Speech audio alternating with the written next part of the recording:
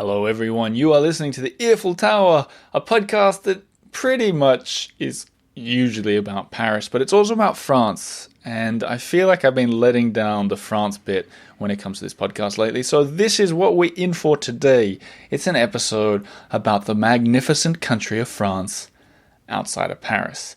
Now, before we get into anything, there's something I have neglected to mention for 2 episodes now. We're in a new season. This is season 9 of the Earful Tower. The reason I'm kind of laughing is because deep down the seasons don't mean anything really at all. If you've been listening for a long while, you know that sometimes there's a little bit of a theme, or in the early days sometimes there was a sponsor for a season.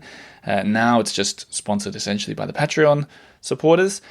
But, season 7 I started to go through all the Aron this month, and then the COVID outbreak hit, which meant that season 8 was a lot of sort of COVID talk, a lot of, Paris was closed, still kind of is. But I figured, look, new year, new start, positivity, and I did the first 2 episodes, which maybe you've heard, which were kind of like bucket lists for Paris. And now those episodes were so extremely popular.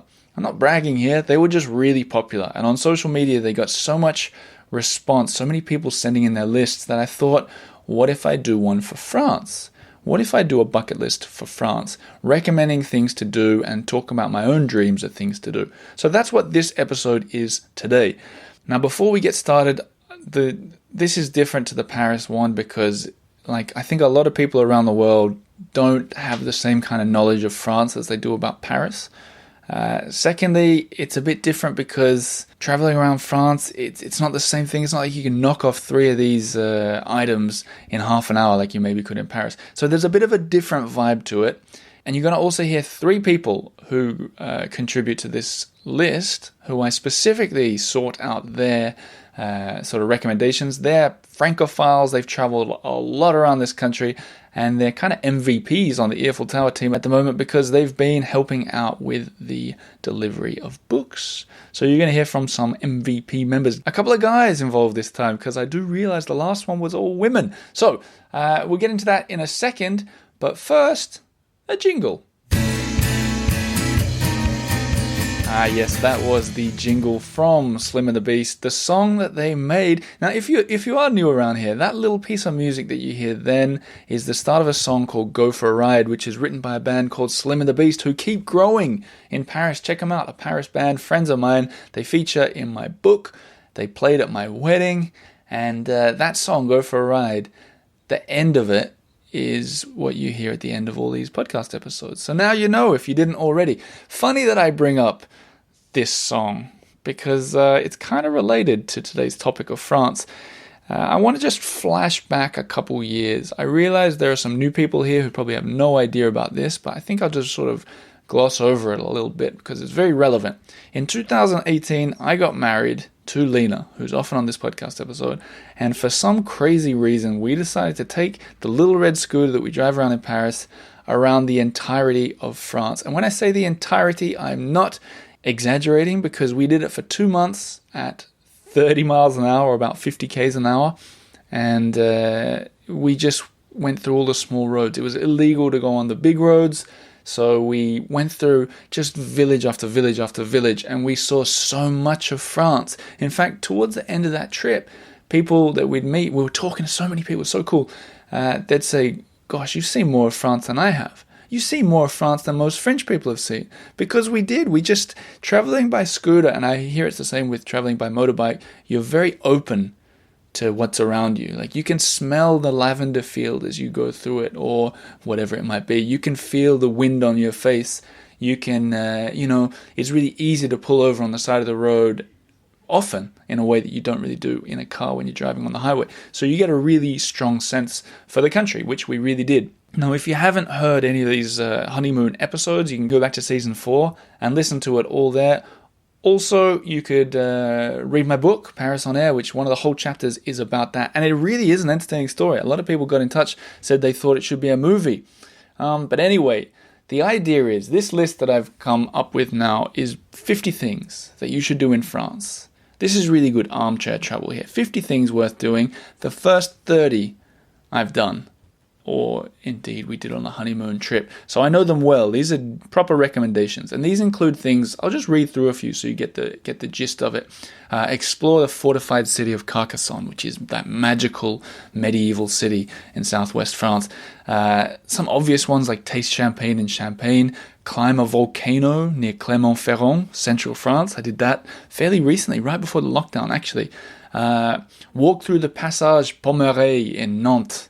Nantes is a really cool city in western France, and this passage is as good as any of those covered passages in Paris, if you ask me. There's some other famous things that I think a lot of you will have done, like stroll through Aix-en-Provence on Market Day, or things that you've probably heard of but you haven't done, like follow the Van Gogh Medallion Trail in Saint-Rémy-de-Provence, which is this beautiful. This is one of the pearls of France, and this little town in Provence, and specifically, they got these medallions all along the town.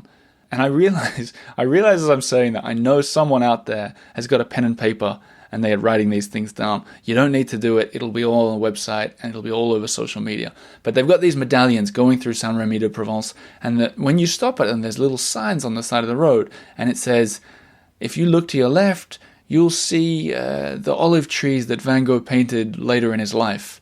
And you look, they put a little picture of it, and you look up and you see exactly what they're talking about. And they did it so well. And obviously, Saint-Rémy is a beautiful town too that you got to see. So I imagine you're getting the gist. A few more that I've put. Enjoy the 360-degree view from the Vézelay Cathedral, which is magnificent. I wrote stride, an active verb here. Stride the ramparts of Saint-Malo. So, there's these first 30 have got some really famous things that I'm sure a lot of you have done. But they've also got things that I'm almost certain none of you have done. Like, for example, marvel. Another good verb there. Marvel at the pink granite beaches of Plumenac in Brittany. So those first 30, they're the ones that I'm contributing to the list. The last 20 are based on things I'd really like to do. Now, to contribute to this list, I sent out an email to a couple people who've been helping send out my books, which I'll talk a little bit about later. And I said, look, what have you got? And they sent in some cool things. So let's start off with Jim and Cindy in Chicago, who sent me a list of a couple of things that we're going to go through right now. Jim and Cindy, can you hear me? Yes. And I can see you too. How you guys doing? Great, thank you. Well, thanks. It looks like you guys have matching clothes. We are a bit matching today. So the question will be, do you have matching ideas on what do you want to do around France? Is this a kind of joint list here, or is this... It's a mix. I think we each contributed some. Okay, and then the last question before we get into it is, on a scale of 1 to 10, how familiar are you guys with France outside of Paris? 10 being expert. I would say we're maybe 7 or 8. All right. Okay. We've been in a car in many different parts of France. And getting out into the countryside really does give you some new insights. So we feel like we're pretty familiar. Our first introductions to France have been outside of Paris. It's only within the last year that we went to Paris. Do you have a preference over the two, France or Paris? That's a tough one. Chocolate or chocolate? That's interesting, because I feel like a lot of the people who listen to this show would lean towards Paris a high percent of the time over France. Yeah, and I think we would lean the other way. I think the more time we spend in Paris might influence those feelings, but the fact that we've spent a fair amount of time outside of Paris and have seen how incredibly great it is, and just to feel the freedom of being in a car in France and touring around, it's just phenomenal. The roads are great. The driving's easy. There aren't traffic jams for the most part. It's our cup of tea for sure. Okay, so what we'll do is I'll walk through some of the things on your list, and for your full list, people, I'm sure you guys, as you usually do, will comment Jim and Cindy your list on Instagram or Facebook or something. So there's a little incentive for everyone to go check them out. But this is a good list. The first thing here is see the wild white horses and the flamingos in the Camargue, the national park. What's the deal there? What's the attraction? As a little girl, I read Misty of Chincoteague, which is about a wild horse. And so there's a certain amount of magic involved with the concept of wild horses. So I would love to see it for that reason. We're also birders, so seeing flamingos in the wild is very exciting. And coming from the north of the U.S., we don't see flamingos up here. So flamingo really is an exotic bird for us. And we're, like Cindy said, we are bird watchers, and that would be a good tick for us. I feel like I've done this. We did it on the honeymoon trip, and we went through the Camargue, and I saw flamingos, but not wild white horses. Does that still count as a tick? Maybe a talk. A talk. Oh, I'll take a talk. But do you know, I think the flamingos are white in there as well. Only the ones in the zoo are truly Gaudy that pinkish coral color. I think the more shrimp they eat, the more food they eat that has a color to it, they can acquire that color on their feathers. So. In the zoo, they feed them special stuff to make them extremely pinkish. Okay, so that one, the Camargue National Park, down the south of France, everybody, I'll be making a full list that you can check out, so you can click on all the links. But the second one is kind of like what I've got on my list, so I think we're going to combine them. You guys have written that you want to walk part of the tour of Mont Blanc around the base of the mountain. I've written about taking the cable car up to the Aiguille du Midi. So essentially, we both want to go to Mont Blanc. Yes. What's the appeal to you? Not for the skiing. This would be more of a summertime activity, but around the base of Mont Blanc, there are trails, well-established trails. There are inns on these trails where you can walk and stay and really make a little tour out of it. I don't think we're experienced enough hikers to want to do much walking on that trail. I mean, I think it's 120 kilometers or so if you do the whole circuit, but I certainly would like to do part of it. I just think it would be an incredible natural experience. Maybe we could toss in a little bird watching while we're there. I'm yet to go there, but I want to too. But on a somber note to continue, you guys want to pay your respects at the Oradour-sur-Glane. That's the site that's frozen in time after the World War II massacre. Right. And again, I keep raving about driving through France. That's one we haven't gotten to, but because it is pretty remote. It's not near any other big sites. It's close to Limoges. We haven't been to Limoges. But yeah, just it's a fascinating site. I've learned a little bit about the history. Just seems like something you really, if you're close by, you really have to stop there and pay your respects.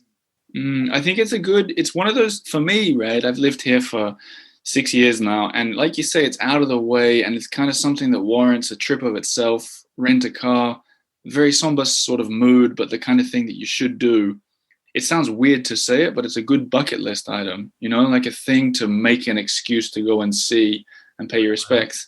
But it's sort of central southwestern France. It's not, you're never really going to pop in on the way anywhere else, which is kind of maybe maybe it's not the kind of place you pop into anyway, right? Yeah, but it's something, if you are touring across France, you can probably alter your route to get there. And I'm sure that once you did that, it would feel worthwhile. Okay. So and I looked at the pictures, it looks absolutely fascinating. Like these are cars that have been sitting there for 80 years. It hasn't changed, as I understand I think whoever the president, I feel like it was Charles de Gaulle, said we're going to keep this as a memorial and not sort of fix it after the Nazis killed 600 something people that were there, including women and children. But yeah, fair enough. A somber one, but a good one to recommend. Let's bring the mood back up for a second and I want to say thanks to you guys for your ongoing help. Anyone in America who's bought one of Paris on Air or Caille the Crocodile, there's a good chance that's gone through your hands in Chicago. So firstly, thanks so much for doing that. But secondly, just out of interest, do you feel like, have you, seeing all these addresses and stuff, do you feel like you're becoming more an expert on your own country along the way, or? It's been fun to see names we recognize. Yeah. Although we don't know these people, we recognize their names from various comments. And yeah, I think we probably have sent something to all 50 states and really and beyond. Thanks so much for helping out, and good luck with these bundles. Ah, yes, the bundles. We're ready with the bundles. Whenever we get an order in, they'll go out same day. Now, I didn't add that little ringing sound. That was on their site. I don't know if that was the sound of an order coming through, but it could well have been. Thanks, Jim and Cindy. The idea on that bundle, before I go any further, is if you're new around here, Paris on Air, it's a book that I wrote. Kylie the Crocodile, it's a book I made with my wife, Lena.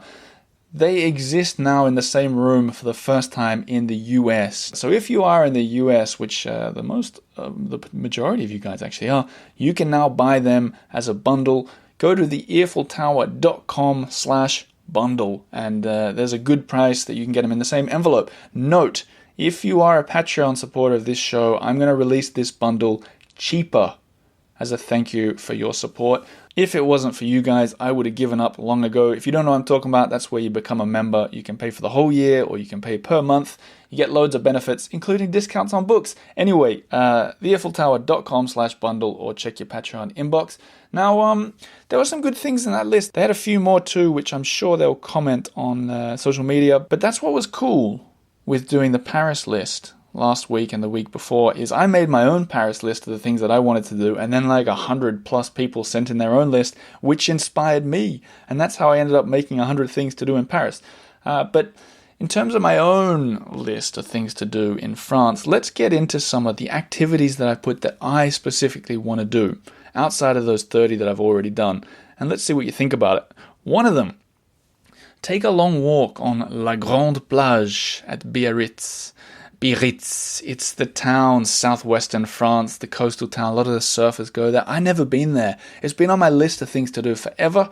Now I've got it on my bucket list.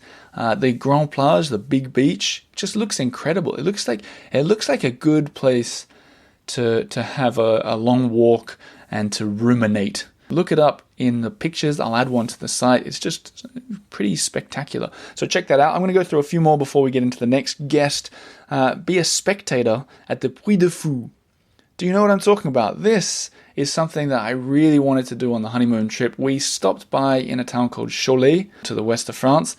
And it's like this medieval spectacle kind of... The idea is that they do these big shows with fire and fighting and, by the looks of it, thousands of people sit there and watch it. It's quite expensive to get in. It must be one of the best sort of medieval recreations in the world. But the problem is they only do it like 3 days every week. And so on the honeymoon trip, Lena and I were in this town, Cholet, which at the best of times there isn't much to do and probably has the worst internet connection in all of France. I'm sorry, but it's true. We were sitting there, we're like, well, we're here, we're going to go and see the Puy de Fou, and the sign said it wasn't open for another 4 days. So we're like, well, we're not going to wait around for 4 days, and being on the scooter, those 4 days were precious because we could travel quite far, so we moved on and we didn't see it, and it remained forever on my list. Another couple picked grapes at one of the annual harvests, the vendange. Now, I picked grapes in France, but not specifically for the harvest, where you really get involved and you cut up your hands and you scrape your elbows and you have to carry them on your backs. I don't know. I've only got these sort of images from what I imagine it looks like, but I think it'd be really fun. So that's something I want to do. A couple more. Strasbourg Christmas markets. This has been on my bucket list for France since I moved here 6 years ago. And I don't know why I've not done it, but I'm going to do it this Christmas. Now, one more before we get into the next guest is another thing that has been on my list for a long time. It's the Gorge de Verdun. The Verdun Gorge. It's that gorge, I guess we say in English, it's that enormous kind of Grand Canyon looking thing with this beautiful blue water at the bottom. And it's really, you can do all sorts of things down there. You can get in those, like a canoe, or you can float down the river, which sounds like a really nice thing to do in the summer. I just want to see it. I don't have to do a bungee jump or anything like that. I just want to see it. It looks spectacular, nice and natural. In fact, you'll notice that a lot of the things on the list are either free to do or very cheap, because I didn't want to go skiing in the Alps, because I know that kind of stuff is expensive. So most of the things on this list you can probably do for, once you get there, probably for free, including that. Anyway, the next things are kind of free to do too, and they come courtesy of Lachlan Cook, who's been helping me with distribution in Seattle. He's going to talk a little bit more about that, but let's get into it. Going over to Seattle, Lachlan, can you hear me? Yes, Oliver, bonjour. Bonjour, comment ça va? Excellent. I'm in Seattle now, back from Honolulu. Oh, how exotic. How was that? Oh, it was good. Only a 5 or 6 hour flight, and luckily for me, it all went smoothly. So I'm back home now in Seattle. back on the mainland and ready to talk about France. I need to begin with, are you a France expert or are you faking it today? A little of both. I grew up going to school in Antony, and I lived at Place Saint-Sulpice for 2 years as a 10 to 12-year-old. And I have traveled in different parts of France, but by no means comprehensively. My French is pretty good, though, so that gives me access. Okay, all right. So then it can be you that does the pronunciation on this unusual village that you mentioned in the second one. But in the first one, you've written that you want to find truffles. Is this so far so good? Yes. The thought is my girlfriend loves truffles, and I enjoy the taste of truffles. They're very expensive. They're different kinds of truffles, but the top French truffle market is listed as in a village called Richerenche, and I hope I'm saying that right. It's a little bit north of Avignon, and the market is in the winter time, so it's a little bit of an unusual time. I think it goes December through March. So that's on my list of places I'd like to go. And apparently a bunch of old guys stand around with hands in their pockets and pull out what look like balls of dirt. And those are truffles, and they sell for astronomical amounts of money. And my understanding is that it's all done in cash. This reminds me of A Year in Provence, I think. Have you read that? I assume you have, judging by the 1 million books about France I can see over your shoulder. Yeah, no, I have read that, but it's been a long time, truthfully. All right. But so you specifically want to go to the market and buy the truffles rather than go digging around with a truffle dog or pig or whatever they use? I'd like to do both. And apparently they've gone over more to dogs because dogs don't eat the truffles, whereas pigs have a tendency to munch them down if they find them. So what's the appeal of the market? Is it meant to be the best in France, or? It is. It's meant to be the biggest truffle market in France. And the idea is to buy the truffle and then go somewhere and you take it with you, and hopefully they'll cook it up for you somehow. Oh, okay. And then from that, you've got a quite a different one that you're going to have to walk me through a little bit. You want to go to a particular village by the name of, this is where I wanted you to help me out. It's Saint-Antonin-Nobleval, and I don't even know if I'm saying that correctly. Okay. So if you don't speak a word of French, you'd say Saint Antonin Noble Val. But that's not how you say it in French. But the appeal of this is that it's a movie setting? Yes. So for those of you who haven't seen it yet, I want to recommend a movie called The 100-Foot Journey. And the basic mise en scène is Helen Mirren is the star, but she runs a Michelin-starred restaurant in a little village, and an Indian family arrives and sets up an Indian restaurant right across the street. And they have predictable culture wars, etc. But it's a really cute movie. And at least for American listeners, I just checked and it's available on Netflix. So many of you have Netflix. It's a feel-good movie. If you haven't seen it, I highly recommend it. And there are some authenticity issues, but overall, very entertaining. And the village looks fabulous. I love it. I love it. This is like movie recommendations with Lachlan Cook. On the Earful Tower podcast. I've not seen it, but after you sent it to me, I watched sometimes you watch a trailer. If it looks good, for me, after 30 seconds of the trailer, I cut it off and I go, okay, I'll watch it. And I did that. So that's a good sign. Very cute. But I also looked at the town, Saint-Antonin-Nobleval, tough pronunciation there. But I saw that there's another movie set there called Charlotte Gray. Have you heard of that one? I have not. I'll have to put that on my list. Thank you. One right back, but it's set in the same town. It's got, what's her name? The Australian actress. Oh, it's on the tip of my tongue.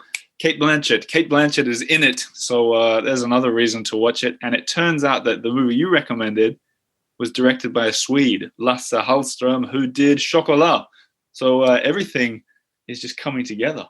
I got a question for you, Lachlan. What do you think about, I've got the book club on the Earful Tower. Right. What do you think about having either an extension and making a movie club or turning it into the two? Yeah, maybe just alternate between a book 1 month and a movie 1 month. Okay, I love the idea. Okay, thanks for the brainstorm. Thanks for your tips. I want to switch the subject to a thank you, because you, as well as Jim in Chicago, have been especially helpful on the sending out the books, Paris on Air and Kylie the Crocodile.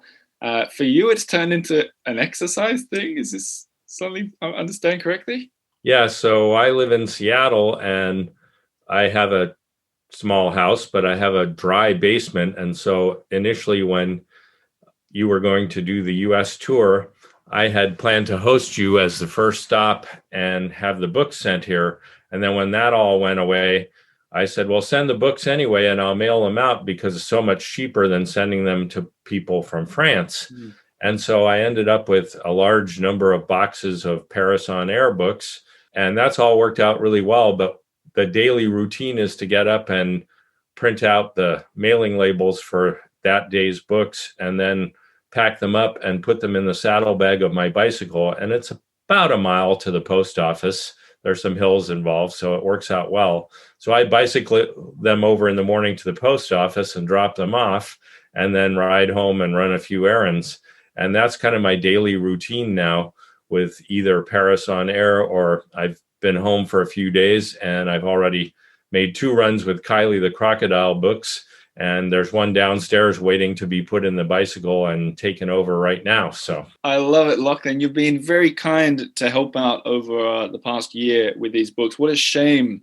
As you said, the big tour was meant to start in Seattle. Everything was planned. It'll be another time. But just a huge thank you from me for making this possible. And to everybody out there, Lachlan may well have sent the book that you received.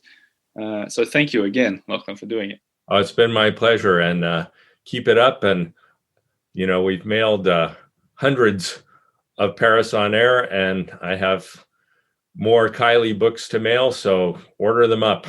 Lachlan Cook, another MVP. Now, look, I do realize I talked a little bit about my memoir there. I think it's only fair. You're probably thinking, is it any good? Oliver's memoir. I don't know. Is it any good? Can this guy write? I don't know if I can. Let's read a random review from the internet. Let's see what it says. And we'll let the internet do the talking. Here is the most recent one. Comes in from Lindy Elkington. Here we go. Oh. Headline. It was just okay. 3 stars. Lindy. Okay, let's read what she says. Oliver G's podcasts are more enjoyable than his book. I found it slow and kind of boring in parts. His podcasts are much more lively. Wow, Lindy.